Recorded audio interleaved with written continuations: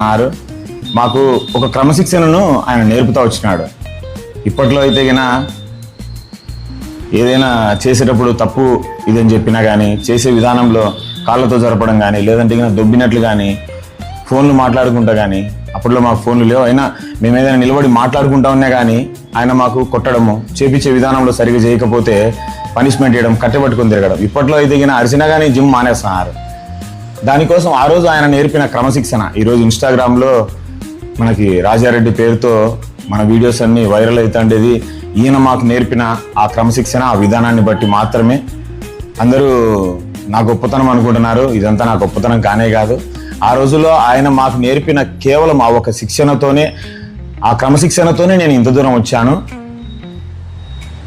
ఎంతోమందికి మాస్టర్ మాకు దూరం అయిన తర్వాత, ఇక్కడికి విజయవాడకు వచ్చిన తర్వాత నేను ఎంతోమందిని అప్రోచ్ అయినా, వాళ్ళ కాళ్ళు పట్టుకోవడం, ఇంకా భంగపోవడం కూడా జరిగింది. ఎవరు ట్రైనింగ్ ఇవ్వడానికి ముందుకు రాలేదు, ఎవరు చూసినా కమర్షియల్ అనమాట.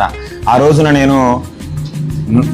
నన్ను చేరదీయడానికి, నేను ₹1 కూడా డబ్బు లేదని, జిమ్ దగ్గర కాయలు ఉంటే ₹1 కూడా కట్టుకునే పర్లే, నువ్వు రా అని నన్ను ఆ రోజు ఆయన అయితే ఎట్లా చేరదీసినాడో, నేను కూడా ఈరోజు ఆయన చేసిన విధానాన్ని ముందుకు తీసుకురావాలని చెప్పేసి ఫ్రీ ట్రైనింగ్తో ఎంతో మందికి, కొన్ని వేల మందికి పైన నేను ఫ్రీ ట్రైనింగ్లు ఇస్తా, డైట్ ప్లాన్లు ఇస్తా, నేను ఇన్స్టాగ్రామ్లో చేస్తూ ఉంటా. ఇదంతా కూడా నా గొప్పతనం కాదు, ఆయన మా గురువు మాకు నేర్పిన విధానము.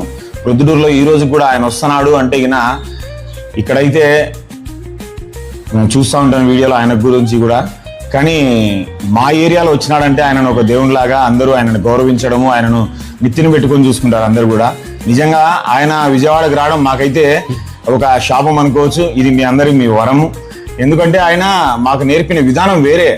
ఆయన వస్తున్నాడు అంటే గిన ఇప్పటికీ ఆయన శిక్షణ ఇచ్చిన వాళ్ళల్లో పోలీసు అకాడమీల్లో, ఆర్మీల్లో, ఇంకా చాలా ఉన్నతమైన స్థాయిలో ఉన్నారు. మేమందరం కూడా ఈయన మాకు గురువుగా దొరకడం గొప్పతనంగానే భావిస్తాను. ఈరోజు అనుకోకుండా నిన్న రాత్రి అనుకున్నాను బయలుదేరాలనేసి, మాస్టర్ దగ్గరికి వచ్చి కలవాలి అనిపించి, నేను చెప్పుకోకుండానే వచ్చి మీ అందరిని ఒకసారి చూసుకొని వెళ్దాం అనేసి వచ్చాను. కాబట్టి అందరూ బాగుండాలా, అందులో మనం ఉండాలా. మనము మాస్టర్ మనకి ఏదైతే నేర్పుతున్నాడో ఆ విద్యను మనం కూడా అందరికీ సహాయంగా ఉండి ప్రతి ఒక్కరికి మనం ఆ విద్యను స్ప్రెడ్ చేయాలా. అలాగే జిమ్లో ఉండే ప్రతి ఒక్క వస్తువుని మనము ఇసిరిసిరి వేయడం కానీ ఇలాంటివి ఏం చేయకోకుండా మనం చేసినటువంటి వర్కౌట్ని మళ్ళీ మనం తిరిగి దాన్ని ఎత్తిపెట్టే విధానంలో ఉండాలా. మాస్టర్ని ఎంతో మీరందరూ కూడా గౌరవించి చూసుకోవాలని కోరుకుంటూ, మీరందరూ చూపిన ఈ విధానాన్ని బట్టి కూడా మీ అందరికీ మరొకసారి కృతజ్ఞతలు.